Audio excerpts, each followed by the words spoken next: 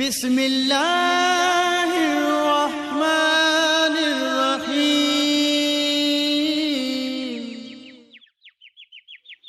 Assalamualaikum warahmatullahi wabarakatuh.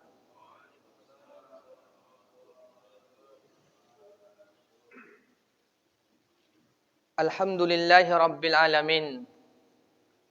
Wassalatu wassalamu ala asyrafil anbiya'i wal mursalin wa ala alihi wa sahbihi ajmain.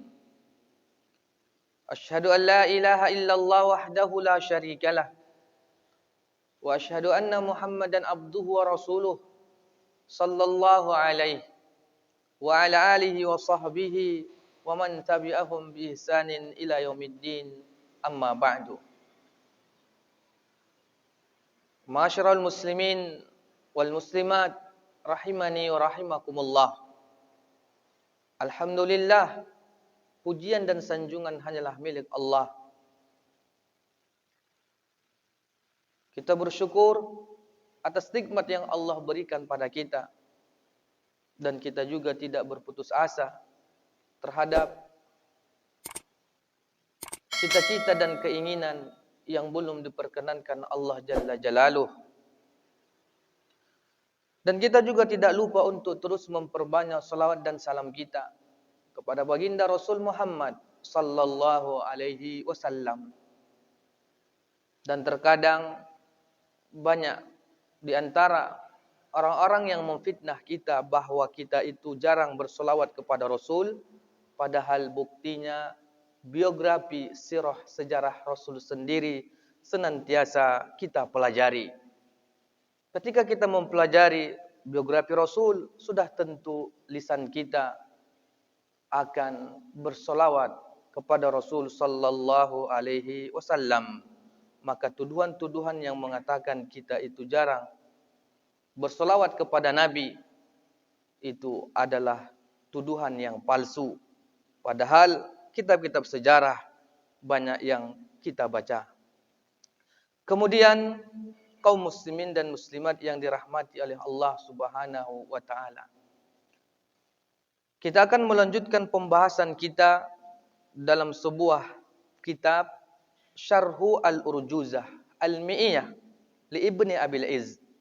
Sebuah kitab yang menceritakan biografi singkat Rasul sallallahu alaihi wasallam dengan pendekatan bait-bait syair yang jumlahnya hanya 100 bait. Tetapi yang menjadi musibah bagi kita adalah kita banyak menghafal lagu-lagu lebih dari ratusan bait, tapi satu pun kitab atau 100 bait dari biografi Rasul saja tidak pernah terbenak di dalam hati kita untuk menghafalnya, untuk mempelajarinya. Maka sudah tentu kita melihat kualitas iman kita kepada Rasul ternyata lemah. Maka disinilah nanti akan terjadinya sesuatu perkara-perkara yang kita lakukan yang tidak sesuai dengan tuntunan Rasul sallallahu alaihi wasallam. Karena kita tidak mengenalnya, karena kita tidak mencintainya sesuai dengan perintahnya, maka kita pun akan membuat sesuatu yang sesuka hati kita, yang menurut kita itu adalah bukti cinta kita kepada Rasul sallallahu alaihi wasallam.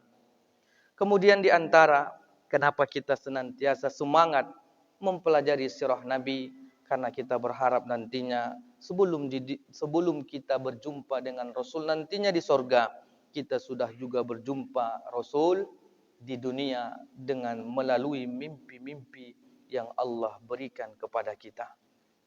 Kaum muslimin dan muslimat yang dirahmati oleh Allah, kita akan melanjutkan bait yang ke-38 dan 39. Wa ba'da sintaini wa khamsina ata sab'una fil musimi hada sabata. Dan ketika Rasul sallallahu alaihi wasallam telah memiliki umur 52 tahun, datanglah 70 orang di musim haji, dan ini telah sabit khabarnya ataupun informasi dari ulama-ulama kita. Wa ba'da sintaini wa khamsin sanah min mauludi an-nabi salawatullahi wa salamu alaihi. Dan setelah umur Rasul itu memasuki 52 tahun, ata ilaihi sab'una rajulan, datang menghampirinya ada 70 lelaki. Fi mausim, pada musim, ai fi mausimil hajj, yaitu pada musim haji. Hadza sabata, ini telah sabit, telah tetap, ai fil ahadits as-sahihah. Cerita ini Rasulullah sallallahu alaihi wasallam kabarkan, bahkan hadis yang sahih. Wa kana qudumuhum, dan kedatangan mereka, min Taibatin, faba'u, dari penduduk Madinah, penduduk Taib. Tujuan mereka adalah fabaya'u an-nabi alaihi salatu wassalam bai'atal aqabah as-sani. Jadi orang-orang Madinah datang di musim haji menemui Nabi sallallahu alaihi wasallam yang ketika itu umur Nabi adalah 52 tahun. Mereka datang dengan tujuan bai'at yang dikenal dengan bai'atul aqabah as-saniyah, yaitu berbaiat, mengatakan janji setia kepada Nabi sallallahu alaihi wasallam.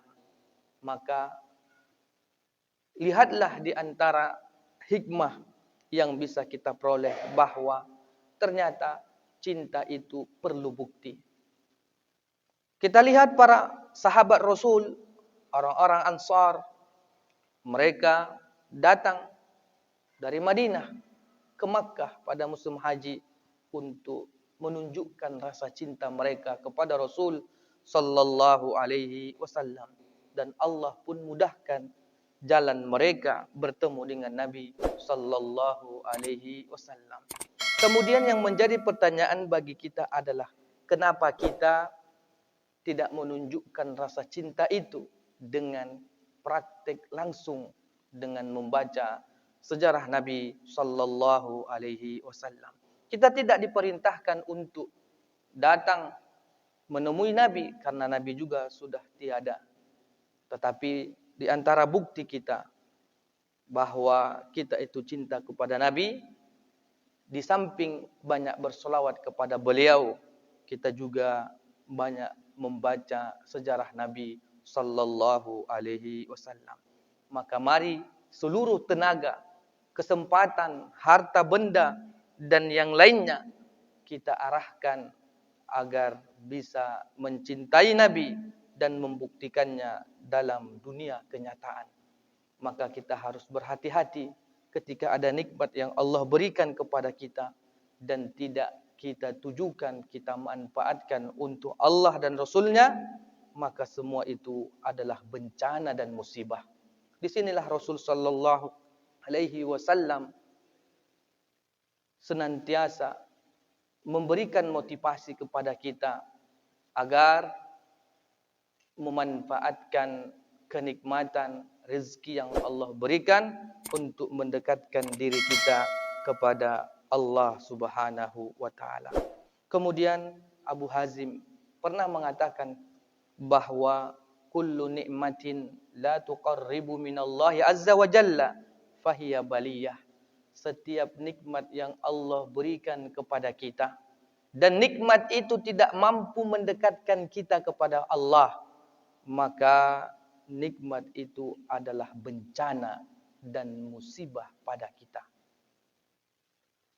Maka di antara musibah yang mungkin kita tidak merasakannya itu adalah musibah atau bencana ketika kita memiliki harta, motor bisa kita beli walaupun kredit. Rumah bisa kita beli walaupun kredit dan perkakas-perkakas lainnya. Tapi yang menyedihkan adalah tidak satu pun kitab-kitab sejarah Nabi ada di rumah kita. Bagaimana bukti kita itu benar-benar cinta kepada Rasul? Tidak ada kitab-kitab hadis di rumah kita. Padahal kita mengatakan kita cinta Rasul. Maka disinilah kita perlunya terus mengkaji sejarah kehidupan Rasul sallallahu alaihi wasallam. Dan lihatlah penduduk Madinah, mati-matian mereka datang menemui Nabi di musim haji hanya untuk menyatakan baiat mereka, janji setia mereka. Maka kita berharap ketika kita mengatakan raditu billahi rabba wa bil islami dina wa bi Muhammadin nabiyya wa rasulah. Aku ridho, Rabbku adalah Allah dan Islam adalah agamaku dan Muhammad itu adalah nabi dan rasulku.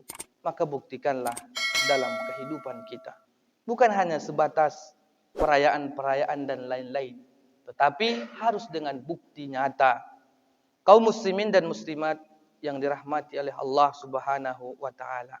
Min thaybatin fabaya'u summa hajara. Ai an-nabiyyu alaihi salatu wassalam.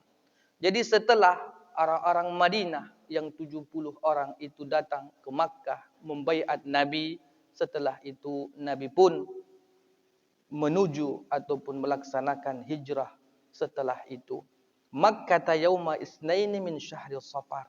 Yaitu pada itu Nabi sallallahu alaihi wasallam pun berangkat pada hari Senin pada bulan Safar untuk berhijrah dari Makkah menuju Madinah.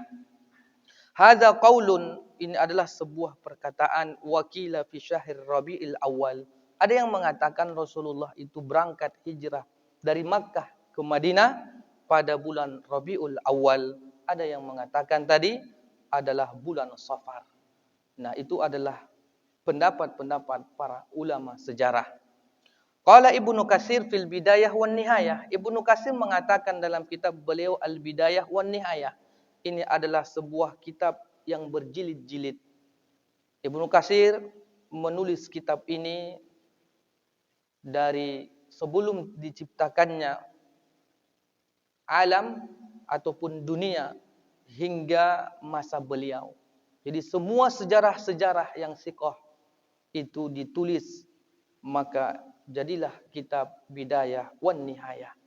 Jadi ketika kita sedang futur, sedang lemah, sedang tidak bersemangat menjalankan agama Allah, maka para ulama banyak memberikan nasihat kepada kita, bacalah buku Al-Bidayah wan Nihayah.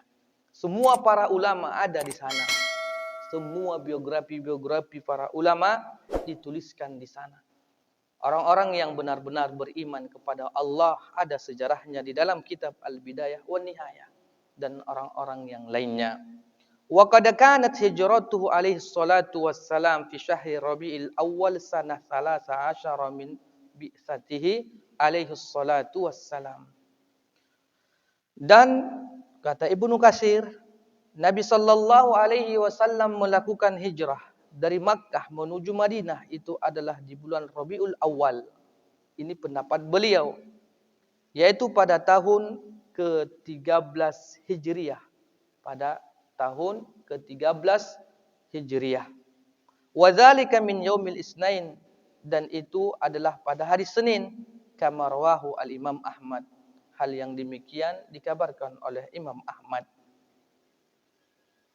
An Ibnu Abbas annahu qala, bahkan Ibnu Abbas radhiyallahu anhu mengatakan, wulida nabiyyukum yaumal isnain. Ibnu Abbas mengatakan, nabi kalian itu dilahirkan pada hari Senin. Wa kharaja min Makkah yaumal isnain, dan juga keluar dari Makkah untuk hijrah juga pada hari Senin. Wa nubbi'a yaumal isnain, dan diangkat menjadi nabi pada hari Senin. Wa dakhalal Madinah yaumal isnain, dan memasuki kota Makkah dan memasuki kota Madinah juga pada hari Senin. Wa tuwfiya yaumal isnain, dan Rasulullah meninggal dunia juga pada hari Senin.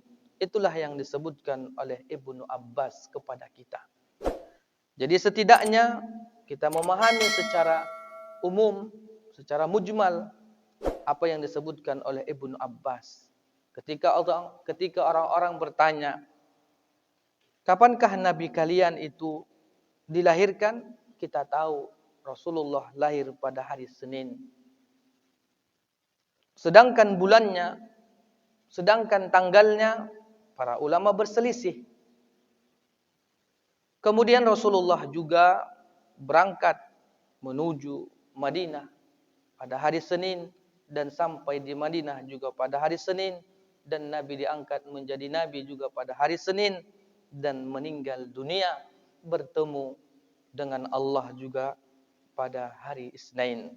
Mudah-mudahan Allah Subhanahu wa taala memudahkan kita juga wafat pada hari Isnin untuk mengikuti Nabi sallallahu alaihi wasallam. Kemudian selanjutnya bait yang ke-40 dikatakan, atau sebelum bait yang ke-40, ternyata di antara hikmah juga, di antara faedah yang bisa kita peroleh dari dua bait ini adalah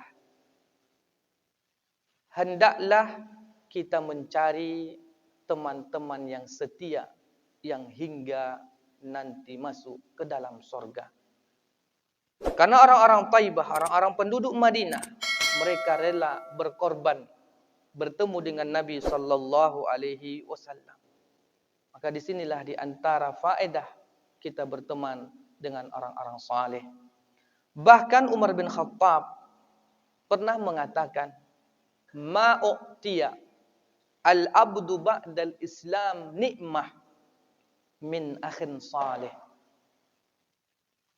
Tidaklah seseorang hamba setelah ia memeluk Islam memiliki nikmat yang paling besar, melainkan nikmat ia memiliki saudara yang saleh, teman yang baik.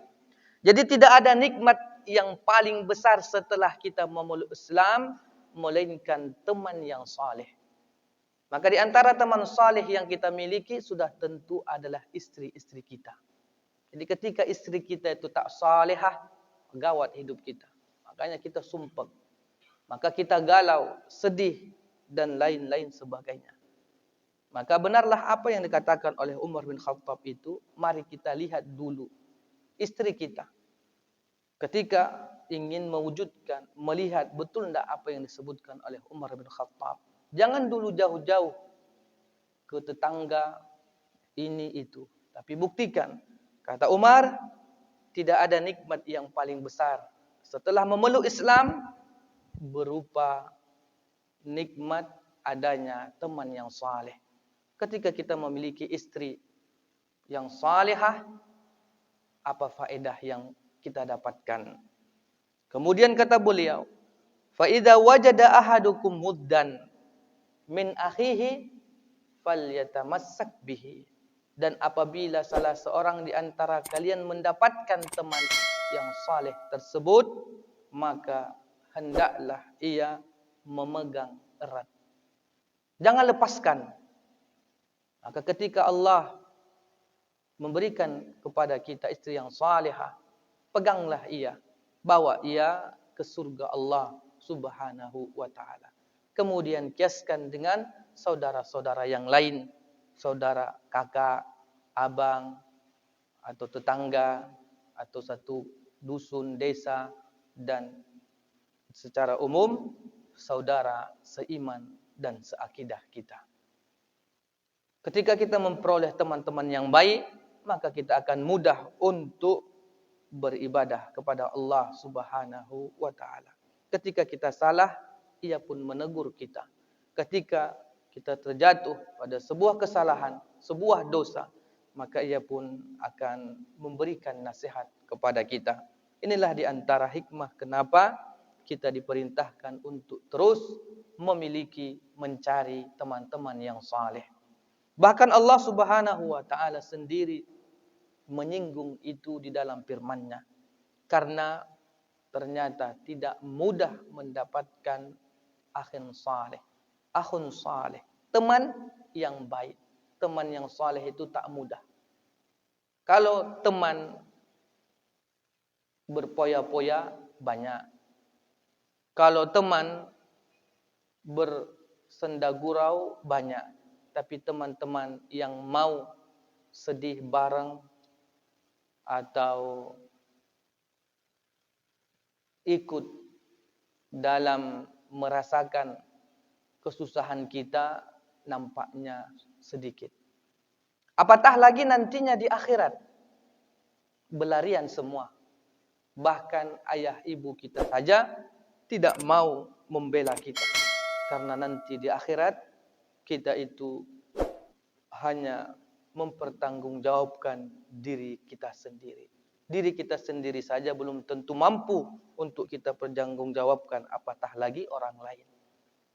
Maka jauh-jauh harilah Allah Tabaraka wa Ta'ala mengingatkan kita bahwa mencari teman yang baik itu sulit. Bahkan kita anggap mungkin di dunia ia baik, teman sesurga, ternyata tidak juga. Itulah Allah katakan, al-akhillau yawma idzin ba'duhum li ba'din aduwwun illal muttaqin. Saudara-saudara, teman-teman nanti pada hari kiamat, sebahagian mereka akan menjadi musuh bagi kita. Kecuali teman itu adalah teman-teman yang kita dapatkan ketika kita bertakwa kepada Allah Subhanahu wa Ta'ala. Jadi ketika kita mendapatkan teman-teman di majlis ilmu, di taman-taman sorga, maka mudah-mudahan teman itu adalah teman-teman yang dimaksudkan oleh Allah, teman yang bertakwa. Walaupun ada sedikit percekcokan, perselisihan pendapat dalam hal agama, tapi jangan pernah salah sangka.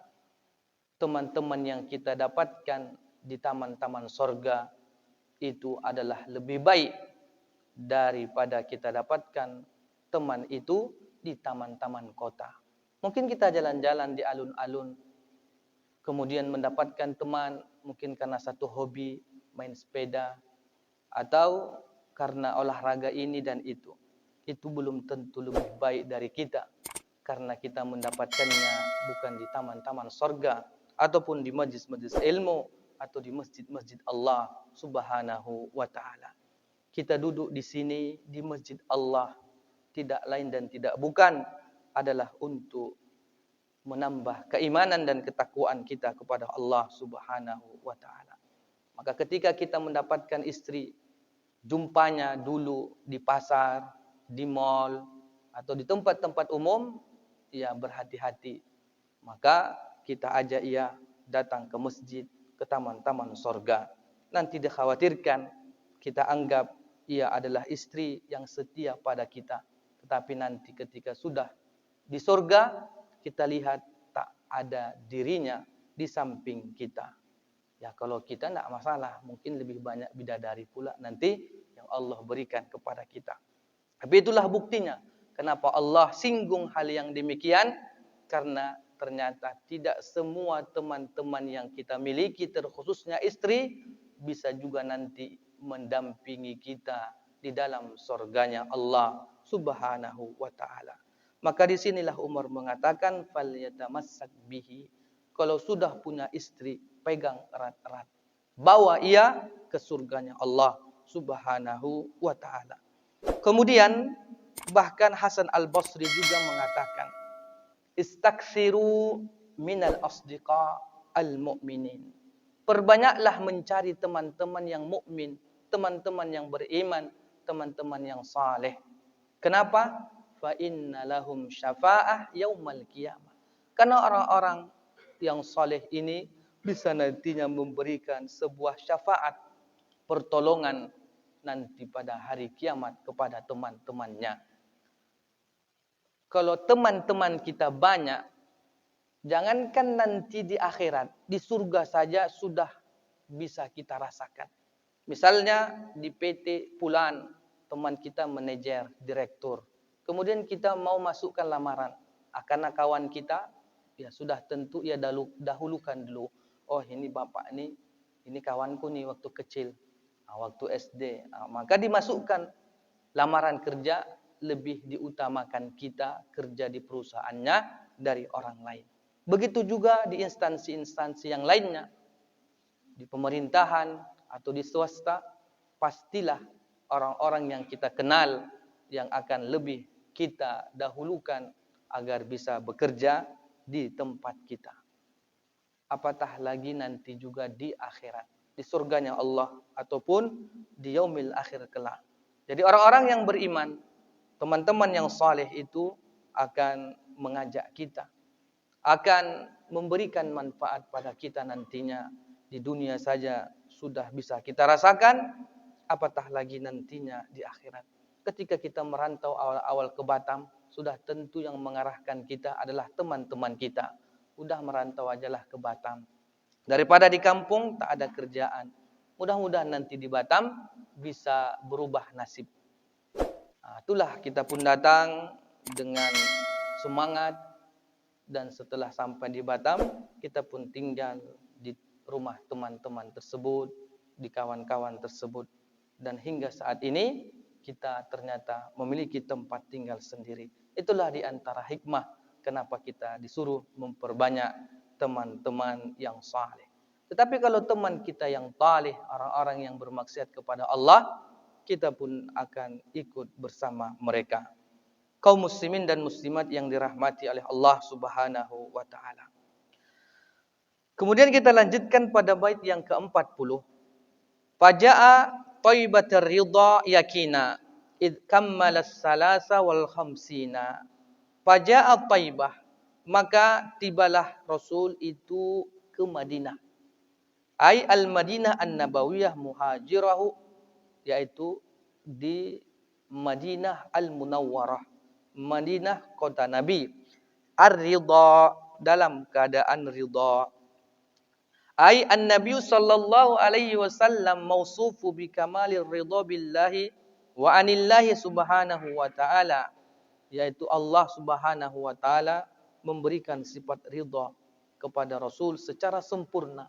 Jadi ketika Rasul sallallahu alaihi wasallam sampai ke Madinah, maka Rasulullah pun ridha meninggalkan kota kelahirannya, yaitu Makkah Al-Mukarramah. Karena ada sebuah riwayat mengatakan Rasul sallallahu alaihi wasallam sungguh sangat cinta pada negerinya, yaitu Makkah. Bahkan beliau mengatakan, aku tidaklah ingin sebenarnya meninggalkan kota Makkah, namun karena wahyu yang memerintahkan untuk hijrah ke Madinah, maka Rasulullah pun berangkat. Dan setelah sampai di Madinah, Allah memberikan kepadanya keridhaan, dan keridhaan itu pun bil kamal, dengan sempurna. Jadi tidak lagi ragu-ragu ataupun tidak menyesal, kenapa pula lah aku berangkat ke negeri ini dan itu. Jadi ketika ketika kita menetapkan ingin hijrah, berangkat, maka ridolah terhadap takdir Allah Subhanahu wa taala. Apakah kita makan ataupun tidak makan di kampung orang, maka kita harus tetap ridho. Itu adalah takdir dari Allah Subhanahu wa taala. Sebagaimana halnya Rasulullah sallallahu alaihi wasallam mengajarkan kita agar ridha di negeri orang. Bahkan dikatakan yakina, bahkan dalam keadaan ridha dan yakin. Ai anna hadza amrun sabitun wa mutayakkanun, bahwa ini adalah sebuah perintah yang Allah tetapkan untuk Rasul kita berhijrah dari Makkah menuju Madinah. Id kammalas salasa wal khamsin ay min umrihi, yaitu ketika Rasul sallallahu alaihi wasallam sampai di Madinah itu usia Rasul sudah memasuki 53 tahun secara sempurna. Di bait yang ke-38 dikatakan bahwa setelah rumah Rasulullah umurnya 52 tahun, maka di antara inilah 52 hingga 53 Rasulullah sallallahu alaihi wasallam berangkat di Madinah. Fi yaumil isnain wa dama fiha asyra sinina kummala nahkiha. Dan Rasulullah pun sampai ke Madinah pada hari Senin, dan beliau tinggal di Madinah selama 10 tahun, dan kami akan menghikayatkannya. Jadi ternyata Rasulullah memulai babak baru dalam kehidupannya, hidup di Madinah. Jadi bait-bait sebelumnya kita diceritakan bagaimana kehidupan Rasul di Makkah. Setelah Rasul sallallahu alaihi wasallam sampai ke Madinah dan tinggal di sana selama 10 tahun, disinilah kami akan menghikayatkan bagaimana kehidupan Rasul nantinya di Madinah. Ai kana dukhuluhul Madinah fi yaumil isnain qala al-Hakim tawatarat al-ikhbar anna khurujahu kana yaumal isnain wa dukhulahul Madinah kana yaumal isnain. Dan dikatakan oleh Al-Hakim bahwa Rasulullah keluar dari Makkah untuk hijrah ke Madinah pada hari Senin dan masuk dan sampai ke Madinah juga pada hari Senin. Wadama fiha asyra sinin ila an tufiya alaihi salatu wassalam.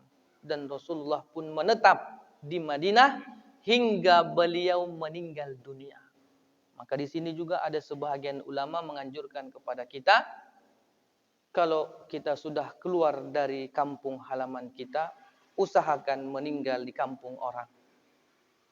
Kok bisa? Dia. Tapi ada juga sebahagian orang-orang yang menganggap harus pulang kampung. Inilah yang kadang memberatkan. Udah pun kita, misalnya negeri kita di Padang, meninggal di Batam, mayatnya pun harus dibalikkan. Inilah di antara salah satu yang memberatkan kita. Padahal Rasul sallallahu alaihi wasallam tidak demikian perintahnya. Jadi ketika kita merantau, meninggal di perantauan, ya udah kuburkan saja di perantauan tersebut, tidak usah dikembalikan mayatnya ke kampung halamannya. Inilah makna dari Islam itu, rahmatan lil alamin. Rahmat bagi sekalian manusia. Walaupun kita udah mati, jangan pula memberat-beratkan orang lain. Hidup kita saja sudah menyusahkan orang lain, apatah lagi matinya. Mati pun sok-sokan pula kita membuat wasiat harus dikuburkan di kampung halaman. Habislah semuanya. Ini jadi permasalahan. Nah, lihatlah Nabi kita salawatullah alaih. Nabi kita adalah manusia yang terbaik. Beliau saja tidak ada memberikan wasiat agar dikembalikan ke Makkah untuk dikuburkan ketika meninggal dunia. Dan kehidupan Nabi sallallahu alaihi wasallam di Madinah itu 10 tahun. Di sinilah mulai babak baru dalam dunia dakwah Rasul sallallahu alaihi wasallam. Kummala ay kamilat. Nahkiha binaan ala ma warada fir riwayat. Kemudian dikatakan oleh Ibnu Abbas, fa'an Ibnu Abbas radhiyallahu anhu maqal, bu'itsa Rasulullah sallallahu alaihi wasallam di arba'ina sanah. Nabi itu ketika diutus atau diangkat menjadi nabi, umurnya 40 tahun. Famakasa bi Makkah salasata asyarata sanatan yuha ilai. Kemudian Rasulullah menetap di Makkah setelah beliau menjadi nabi itu hanyalah 13 tahun. Jadi umur Rasul di Makkah setelah beliau diangkat menjadi nabi dan rasul hanya 13 tahun.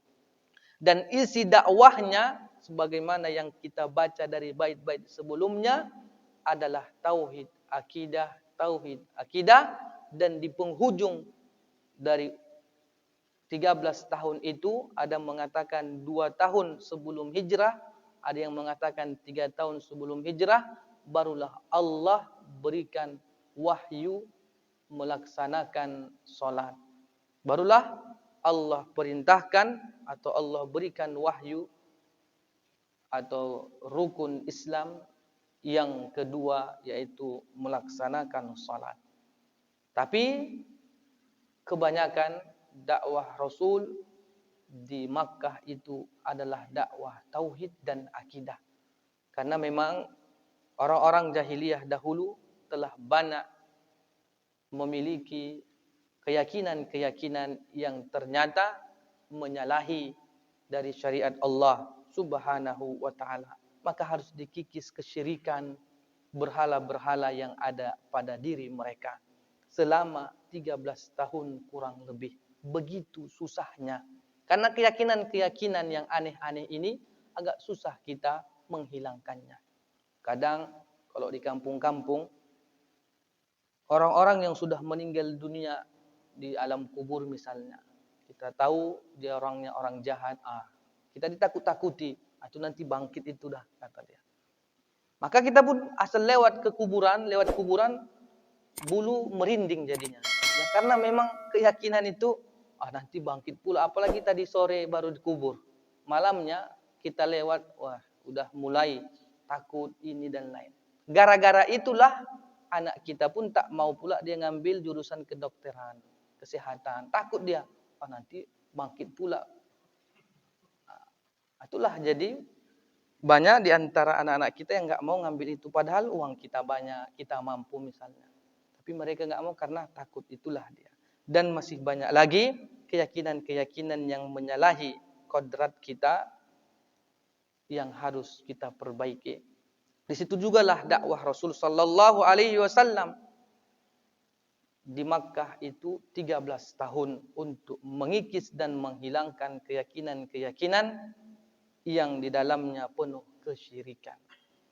Kemudian apakah orang-orang Islam saat ini perlu untuk mengkaji akidah dan tauhid? Ya, sangat-sangat perlu juga.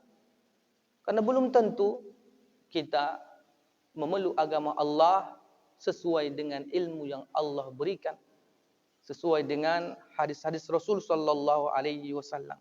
Maka kita harus terus belajar dan belajar, terutama dalam bab-bab akidah dan juga bab-bab tauhid. Famakasa bimakkah salasata asyara sanatan yuha ilaih summa umira bil hijrah. Setelah Nabi itu menetap di Makkah, setelah diangkat menjadi Nabi 13 tahun, setelah itu diperintahkanlah Rasulullah itu untuk hijrah. Jadi berarti umur Nabi 40 tahun, diangkat Nabi, kemudian berdakwah 13 tahun. Berarti 53 tahun ataupun 52 tahun. Di umur Nabi itu 52 atau 53 tahun, kemudian barulah merantau. Kalau kita merantau kan tamat SMA, tamat SMP. Rasul itu merantaulah. Dia disuruh Allah hijrah untuk berdakwah, untuk menyebarkan agama Allah. Umurnya sudah 52 hingga 53 tahun. Maka di sini jugalah banyak juga para peneliti, orang-orang barat mengatakan ternyata kesuksesan itu udah tua pun masih bisa kita peroleh. Di antara buktinya mereka katakan itulah Nabi sallallahu alaihi wasallam udah umur 52 atau 53 tahun merantau dan sukses di perantauan, membuat sebuah kota madani ataupun kota yang kita sebut dengan kota Islam ataupun negara Islam. Kesuksesan Nabi sallallahu alaihi wasallam di tempat perantauannya. Jadi jangan heran atau jangan takut ketika kita misalnya sudah agak-agak gimana di kota Batam nih kan. Jangan pula malu untuk hijrah ataupun merantau mencari kehidupan yang lebih layak. Agar apa? Agar nanti keimanan kita terjaga, agar ibadah kita juga terjaga. Karena ketika nanti ekonomi kita itu ya pas-pasan ataupun kurang, ibadah kita pun kadang kurang mantap juga. Ini yang agak mengakibatkan kita itu tak betul-betul beribadah kepada Allah Subhanahu wa taala. Hati ini kepengen umroh dan haji tapi uangnya tidak ada. Itulah diantara salah satunya. Gimana? Ya, maka kita harus bersabar dan terus berusaha untuk melakukan ibadah tersebut. Kemudian dikatakan fahajara asyrasinin, Rasulullah pun hidup di negeri hijrahnya itu di Madinah selama 10 tahun kata Ibnu Abbas. Wa mata wa huwa ibnu salasah wasittin, dan Rasulullah pun meninggal dunia ketika itu umurnya 63 tahun. Maka selesailah kehidupan Nabi sallallahu alaihi wasallam. Lembaran-lembaran kehidupannya yang harus kita lihat, kita pelajari, kita hayati, dan kita lihat dalam kehidupan kita. Ternyata di antara perjalanan hidup Nabi sallallahu alaihi wasallam tidaklah semudah yang kita bayangkan. Rasulullah mendapatkan seluruh musibah-musibah ataupun tantangan-tantangan yang lebih dahsyat, yang lebih ngeri dari tantangan-tantangan yang dialami nabi-nabi dan rasul-rasul sebelum Nabi kita Muhammad sallallahu alaihi wasallam. Maka di sinilah Nabi diangkat, maka di sinilah Nabi diberikan julukan sebagai Nabi terbaik. Karena semua tantangan-tantangan dakwah Rasulullah rasakan. Rasulullah disuruh hijrah meninggalkan keluarganya. Rasulullah hidup di perantauan dengan memulai karir barunya, menciptakan negeri Islam. Begitulah perjuangan Nabi sallallahu alaihi wasallam. Dan bahkan ibunda kita Aisyah mengabarkan, keluarga Nabi setelah hidup di Madinah tidak pernah makan gandum yang enak selama 3 hari berturut-turut. Bahkan di riwayat yang lain dikatakan ibunda kita Aisyah, Rasulullah tidak pernah makan korma jenis yang paling baik ketika sudah sampai di Madinah. Berarti bagaimana kehidupan Nabi ketika itu? Ternyata bukan banyak hartanya, tetapi Rasulullah mampu melewati itu semua dengan niat ikhlas kepada Allah Subhanahu wa taala. Maka marilah kita gunakan seluruh tenaga kita, kekuatan kita, harta kita untuk meningkatkan agama Allah Subhanahu wa taala, mendakwahkan agama Allah. Dan kita juga tahu bahwa kehidupan di dunia hanyalah sementara. Kita lihat Nabi yang paling terbaik saja di dunia, umurnya tidak begitu panjang. Umur beliau hanyalah 63 tahun. Dan tampaknya umur di 63 tahun ini sudahlah merasa bosan kita nampaknya hidup di dunia. Apatah lagi kita tak punya harta. Cukuplah. Jangan sampai umur 100 tahun baru mati. Udah pikun-pikun, nyusahkan orang, baru pula mati. Makin parah pula hidup kita. Maka di sini jugalah Rasulullah meminta perlindungan agar umurnya jangan sampai pikun, umurnya jangan sampai tua kali untuk menghadap Allah Subhanahu wa taala. Karena ketika nanti umur kita udah tua menghadap sakratul maut, itu kadang banyak yang tak mampu karena sakit-sakitan. Kalau penyakit kita banyak, kalau kita udah tua, penyakit banyak, ya kita pun nanti tidak terlalu tenang dalam menghadapi kematian. Misalnya umur 80 tahun, anak tak ada pula di rumah. Tak ada satupun yang mungkin yang mau mengurus kita. Disuruhlah orang lain, suruhlah pembantu. Dan kita pengennya ketika sudah tua itu kan anak-anak kita lah yang menjaga kita, merawat kita dan lain-lain sebagainya. Nah, disitulah nanti ketika datang banyak penyakit dan kita dengar banyak juga orang-orang tua yang penyakitan itu selalu mengatakan, ya Allah, cabut ajalah nyawaku. Banyak kita dengarkan seperti itu kisah-kisah orang-orang tua kita yang umurnya 80 ke atas selalu mengutuk, merengek-rengek, tak lagi ridho dengan kehidupannya. Selalu, ya Allah, cepatlah matikan aku. Itulah doanya. Padahal itu doa dilarang oleh Rasul sallallahu alaihi wasallam, tidak boleh berdoa meminta kematian. Kemudian ternyata kehidupan Rasul sallallahu alaihi wasallam nantinya di Madinah itu akan kita lanjutkan pada bait yang ke-42. Apa saja yang diperintahkan Allah ketika Rasulullah tinggal di Madinah.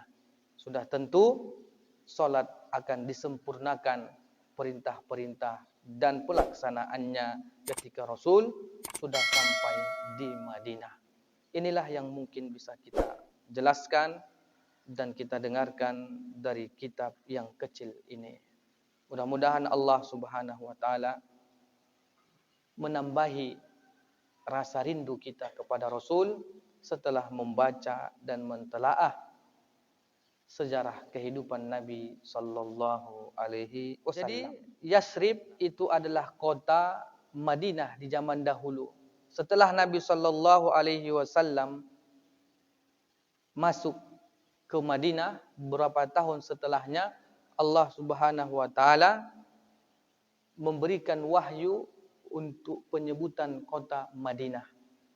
Jadi itu memang Allah Subhanahu wa taala yang mengarahkan, memberikan wahyu untuk mengubah kalimat Yasrib itu menjadi Madinah Al-Munawwarah, kota yang terang benderang dengan agama Islam, cahaya iman, atau yang kita kenal kota Madani.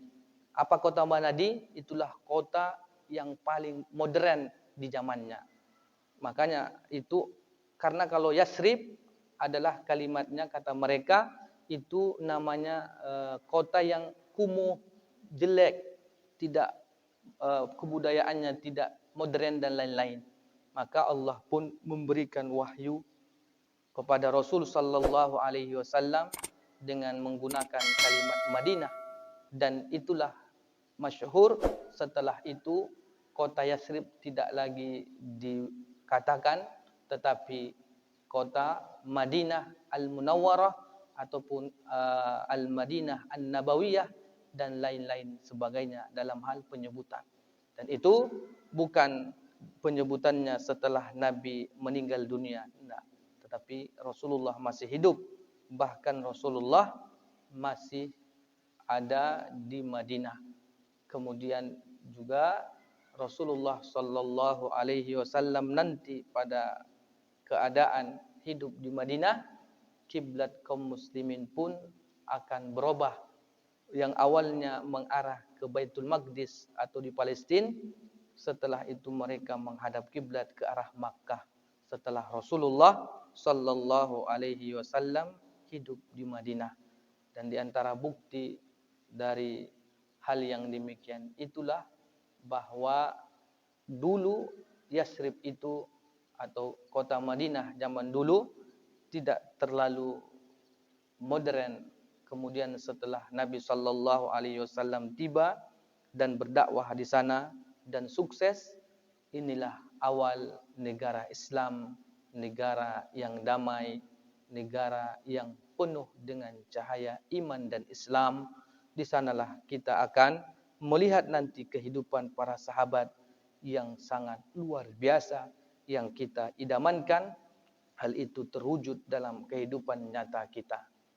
Itulah dia penamaan Al-Madinah Al-Munawwarah. Wallahu a'lam bishawab. Mungkin itulah yang bisa kita sampaikan, dan kita tutup dengan doa kafaratul majlis. Subhanakallahumma wa bihamdika asyhadu an la ilaha illa anta astaghfiruka wa atubu ilaik. Assalamualaikum warahmatullahi wabarakatuh. Ada perubahan soal trafik? Belum ya? 2 kali ya? Malam kali. Wah, itu lagi. 5 kali. Tapi enggak bus, UTR. Menangkir gitu. Ya, usah satu pinggang aja. Ya, bus, UTR-nya diminum. Daun-daunan bagus kan? Ya. Bukannya obat-obat ini kan? Herbal ya. Ah, yang bau barusan yang bagus. Yang ada sebelah sana. Yang di mana? Ujung bukan? Iya, yang home itu yang ada mobilnya. Ada daunnya di rumah. Sadaqallahul azim.